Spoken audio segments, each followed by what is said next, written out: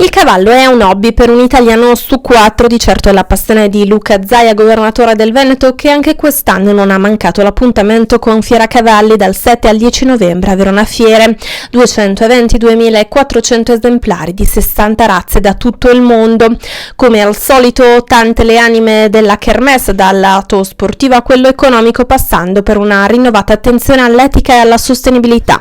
Oggi il taglio del nastro con le autorità locali e con il sottosegretario al Ministero delle Politiche Agricole, Alimentari e Forestali Giuseppe Labbate.